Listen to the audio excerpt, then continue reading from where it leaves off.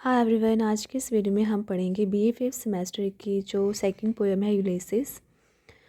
तो इनके बारे में पढ़ेंगे। यूलिसिस कौन है? यूलिसिस जो है किंग है, राजा है कहाँ के? इथाका के। ठीक है, तो हम यूलिसिस एक राजा के बारे में पढ़ेंगे जिनके पोइट है Alfred Lord Tennyson, right.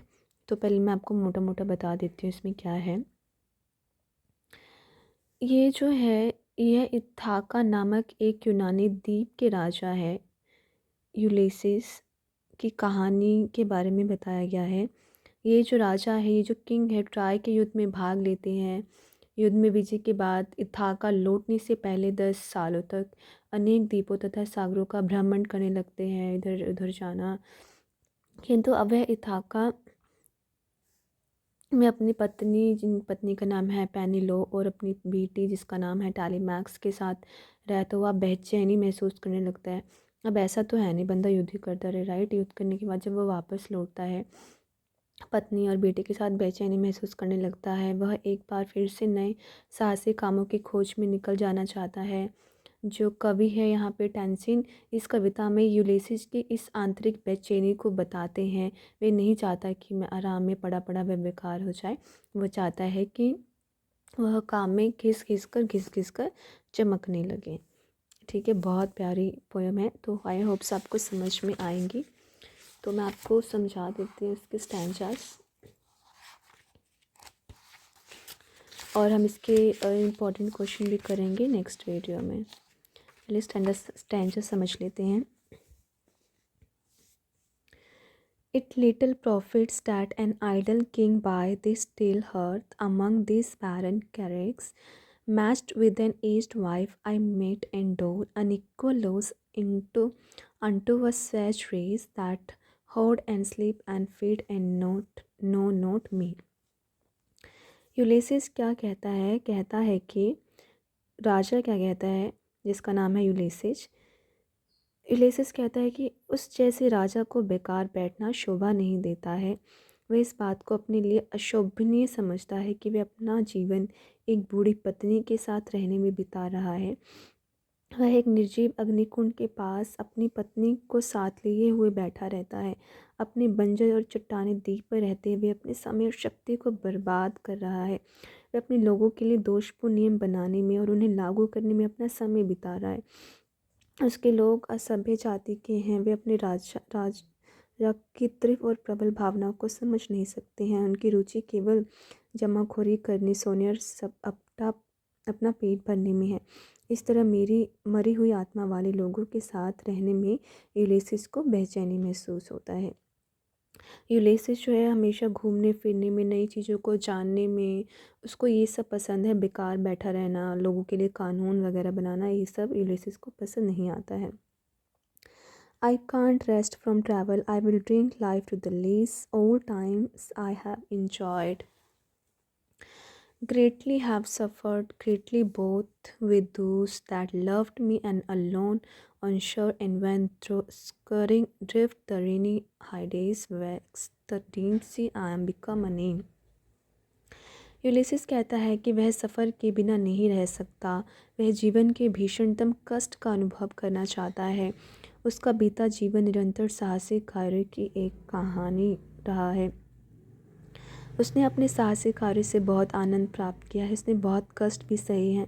Ulysses कहता है कि उसने अकेले सफ़र किए हैं और उन लोगों के साथ भी किए हैं जो उससे प्यार करते थे। उसने धरती और समुद्र दूर दूर तक यात्रा की है। उसने सभी प्रकार के अप्रिय और तूफ़ानी मौसमों का अनुभव किया है। उसने इतने देश देखे हैं, उसका नाम संसार भर में प्रसिद्ध हो गया है। यूलिसिस साहसिक कार्यों का पर्यायवाची शब्द बन गया है। यूलिसिस जो है उसको साहसिक काम करना बहुत पसंद है। उसने अकेले भी सफ़र किया है, उसने लोगों के साथ भी सफ़र किया है, ठीक है। आसान से भी सफ़र किया है, बहुत कठिनाइयाँ भी आई उसकी लाइफ में। ये सारी चीज़ें इसमें बता रखा है।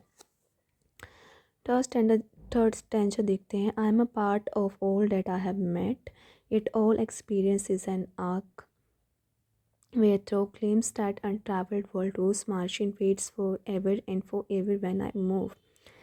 यूलिसिस कहता है कि वह उन सब चीज़ों का एक भाग बन गया है जिनसे उसका मिलना हुआ है।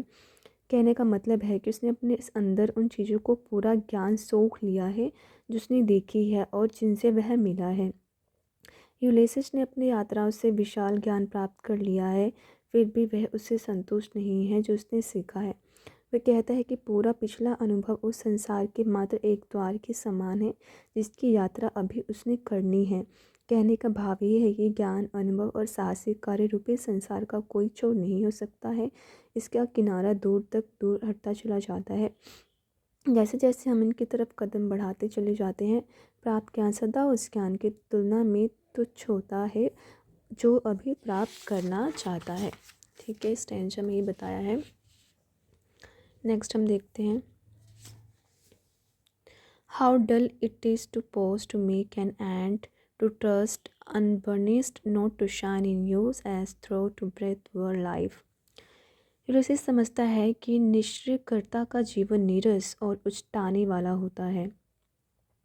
उसे यह बात मूर्खतापूर्ण प्रतीत होती है कि व्यक्ति जीवन में रुक जाए और अपनी क्रियाओं को न समाप्त कर दे।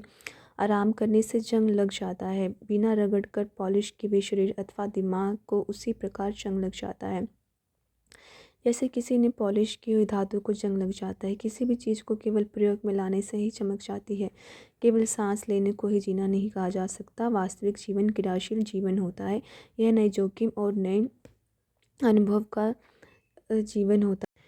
कहता है कि जैसे एक लोहा होता है ना, अगर वो रखा रहे तो उसमें जंग लग जाता है, लेकिन जब उसको यूज़ करते हैं हम लोहे को तो वो शाइन करता है।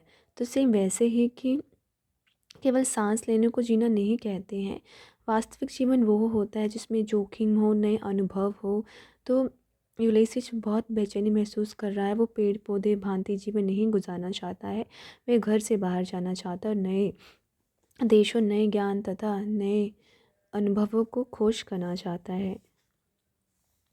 Life built on life were all too little and of one to me. Little remains, but every hour is shaped from that internal silence, something more, a bringer of new things. And while it were for some 3 suns to store and hold myself, यूलिसेस कहता है कि एक के बाद एक करके अनेक जीवन भी उसकी ज्ञान तृष्णा को शांत करने के लिए अपर्याप्त होते हैं, किंतु दुर्भाग्य से उसे केवल एक ही जीवन मिला है और उस एक जीवन का भी बहुत कम समय शेष रह गया है।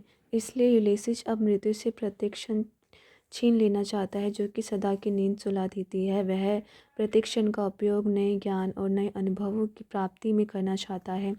प्रत्येक पल नए ज्ञान का संदेहवाहक होना चाहिए। यूलिसेस इस बात को अपने लिए बहुत लज्जापूर्ण समझता है कि वह पिछले 3 वर्षों से पेड़ पौधों जैसा जीवन गुजारता चला आ रहा है। उसने खुद को अपने राज्य द्वीप में कैद रखा है और कोई नई खोज नहीं की है। तो यूलिसेस यही कहता है कि वो पेड़ पौधों की तरह नहीं गुजारना चाहता अपना जीवन। हर एक सेकेंड, हर एक क्षण वो कुछ ना कुछ अनुभव करना चाहता है। Old age had yet his honor and his toil that closes all, but something at the end, some work of noble not may yet be done, not unbecoming man that strove with gods.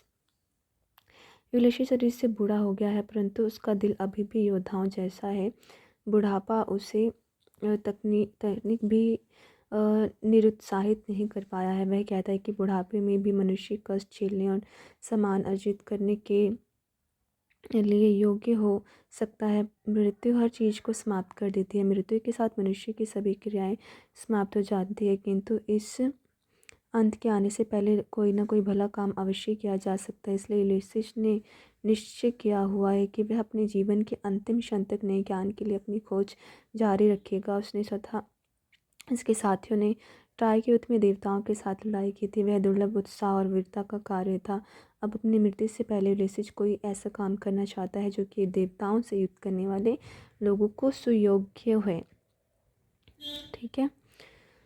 Though much is taken, much abates, and though we are not know that strength which is an old days moved earth and heaven, that which we are one equal temper of heroic hearts, made weak by time and fate, but strong in will to strive to seek to find and not to yield. इस टेंजर में कह रहे हैं यूलिसेस यूलिसेस तथा उसके साथी नाविक अब बूढ़े हो गए हैं, किंतु बुढ़ापा उन्हें किसी भी तरह से निरुत्साहित नहीं कर पाया है। बूढ़े होने के बाद भी जो है यूलिसेस हर एक क्षण को जीना चाहता है, सीखना चाहता है। यूलिसेस कहता है कि यद्यपि बुढ़ापा उनकी बहुत सी शक्ति और योग्यता को चुरा ले गया है, किंतु फिर भी अभी बहुत कुछ बाकी है। यह सच है कि अब उनके पास शारीरिक शक्ति नहीं है जो कि जवानी में हुआ करती थी। अपनी जवानी में तो वे धरती और आकाश को भी हिला सकते थे, अब वे वैसे नहीं रहे हैं जैसे हुआ करते थे। किंतु यूलिसेस कहता है कि फिर भी वे जो हैं सो हैं। अन्य शब्दों में, यद्यपि उनमें अपनी जवानी वाली शक्ति नहीं रही है, इनकी इच्छा शक्ति बहुत प्रबल है। उनके दिल योद्धाओं जैसे हैं। समय और भाग्य ने उन्हें कमज़ोर बना दिया है, फिर भी उनका निश्चय बहुत ही पक्का है। उनमें फौलादी इच्छा शक्ति, प्रयत्न करते रहने की, खोज करते रहने की, सफल होने की और कभी हार न मानने की शक्ति है। तो इसमें यही कहा गया है कि बूढ़ा भले ही वो बूढ़े हैं, भले ही शक्ति शारीरिक कम हो गई है, लेकिन जो अंदर की जो जवानी होती है ना, मीन्स इन द सेंस कि अंदर जो वीरता होती है, साहस होता है, वो अभी भी उनमें भरपूर है। तो ये बहुत ही अच्छी पोएम थी। ठीक है, इसके क्वेश्चन आंसर हम नेक्स्ट वीडियो में करेंगे। आई होप से आपको ये पोएम अच्छी लगी हो। अगर अच्छी लगी है प्लीज़ वीडियो को लाइक, कमेंट एंड सब्सक्राइब कीजिए और आने वाली वीडियो आप देख सकती हैं प्लेलिस्ट से। Thank you.